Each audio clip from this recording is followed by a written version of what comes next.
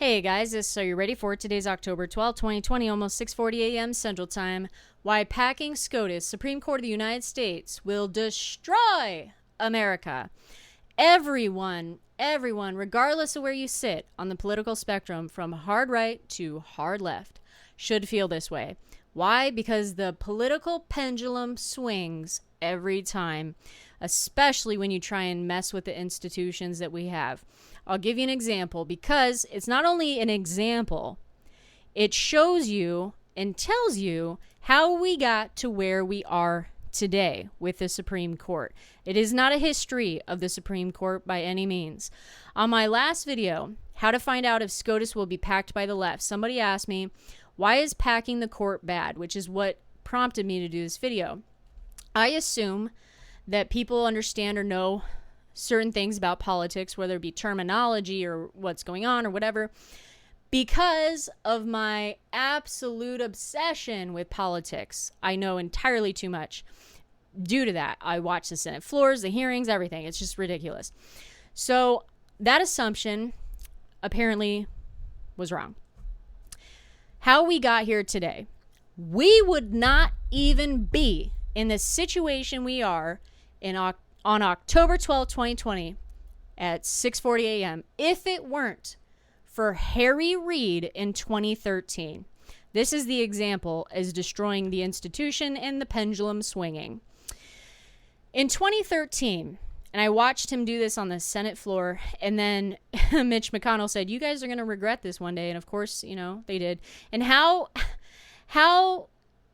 Harry Reid or the Democrats did not see this coming makes no sense. Like, that's just stupidity. Here's the deal. The prior Congress to 2013, the Republicans were blocking presidential nominees from Obama, whether they were judicial appointments or cabinet members. Basically, all those things are what presidential nominees are. They were filibustering them, so they weren't getting through the Senate. And on top of that, the Democrats didn't have the votes, which is a 60-vote threshold, to confirm them. So none of them were getting confirmed either. So when the Congress started in 2013, that session, Harry Reid and the Democrats changed the rules in the Senate, and it's permanent. It's never going back for presidential nominees, except for SCOTUS. Okay, a SCOTUS nominee, to a 60 threshold to a simple majority 51 threshold. So it went from a super majority is the term to a simple majority, which is 51. Okay, to get around the Republicans. That's what he did. And that rule has been in the Senate ever since. In 2017, when that session started, Mitch McConnell was the majority leader. At the time in 2013, Harry Reid was the leader. Now the pendulum swung. Mitch McConnell becomes the majority leader under a Republican president. He changed in 2017 the rule for presidential nominees for the Supreme Court to a simple majority of 51. Thus, very easy to get stuff through at that point. Get everything through, no matter what nomination it was from no matter what president, because that ain't going back either. Nobody's going to go backwards to rules in the Senate. I would be shocked, okay? So if the ball hadn't started rolling in 2013 with the Democrats, there's no way Mitch McConnell would have had the backing of the Republican Party, or anybody for that matter, to change the rules further, especially to include a Supreme Court nominee. It never would have happened, okay?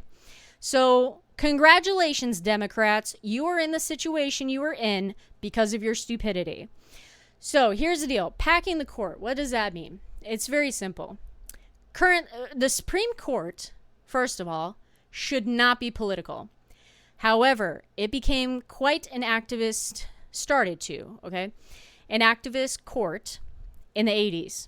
And ever since, it's been looked at that way, to rather interpret the law, okay, which is this is the political part.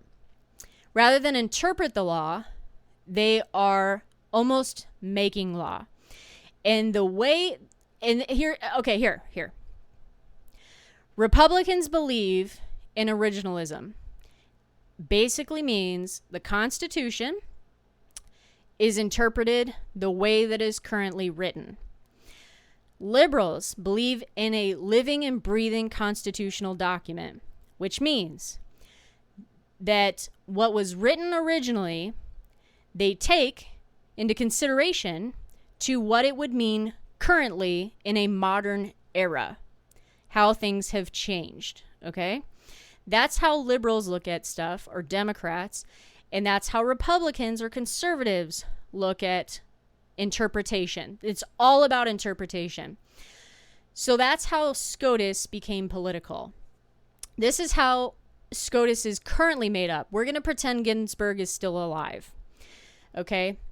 John Roberts is a Republican nominee. But he is a swing vote. Okay? He's always been a swing vote, and that was unexpected. So John Roberts is also the Chief Justice. He's the top dog, okay? So here's how this broke down. Clarence Thomas is considered a conservative. Breyer is considered a liberal. Alito, conservative. Sotomayor, liberal. Kagan, liberal. Gorsuch, conservative. Kavanaugh, conservative. Then we would have had right here Ginsburg, liberal.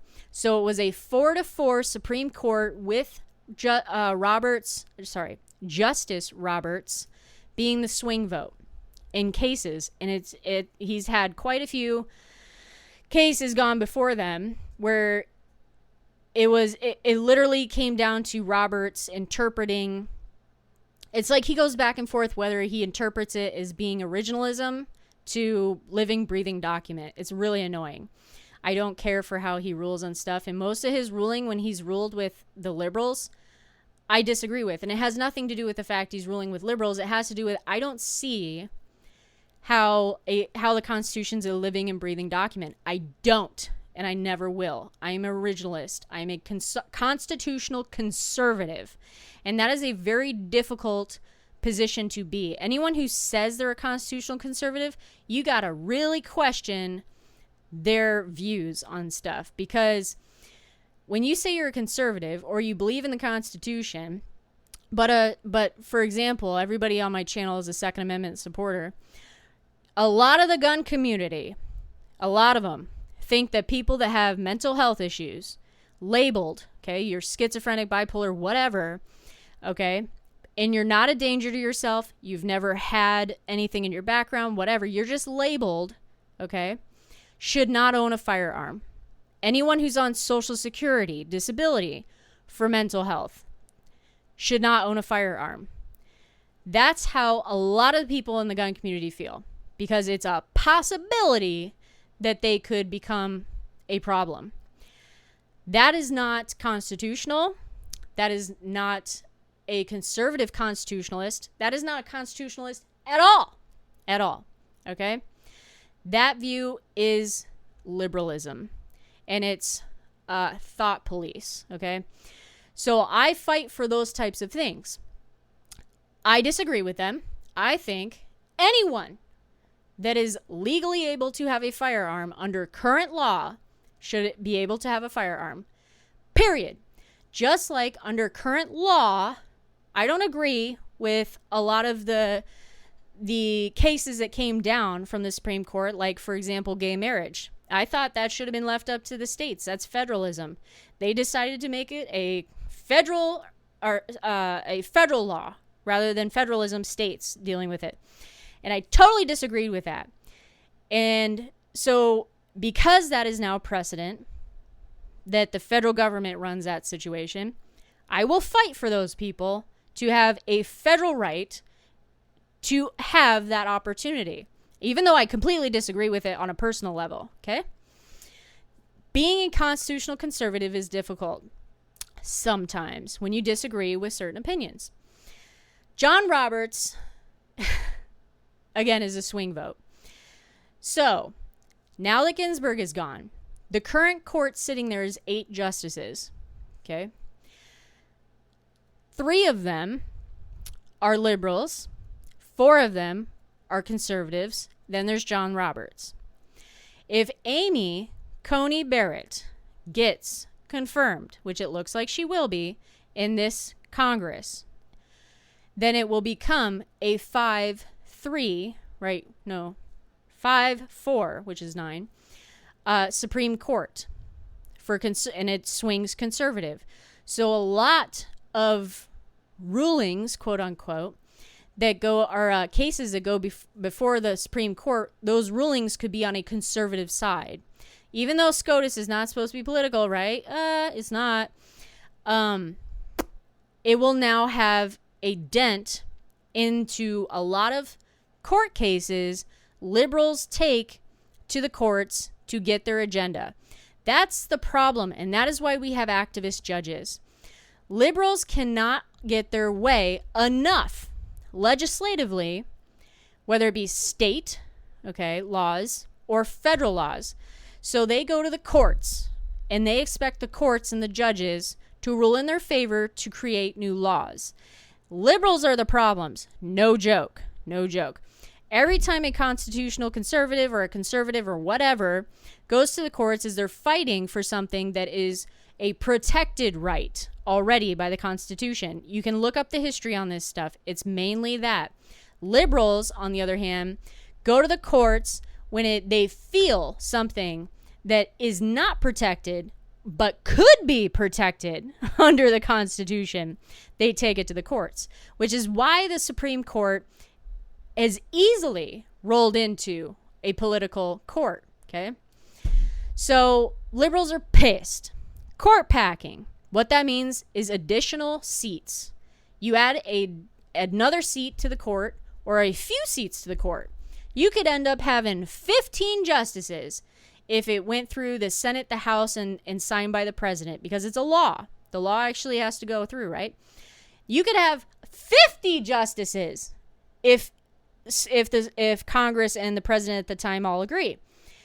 And it's for the sole purpose of getting your agenda, whoever is approving it, whether it be Republicans or Democrats at the time, to get through to permanent law. That's the entire purpose of packing the court. The court is supposed to be neutral, and people look at it as not, because too many people believe in a living, breathing Constitution. Okay? So that's what that is. It's all about packing the court, is all about getting your agenda through that you can't legislatively. This is Are You Ready For It? Take care, guys. Have a great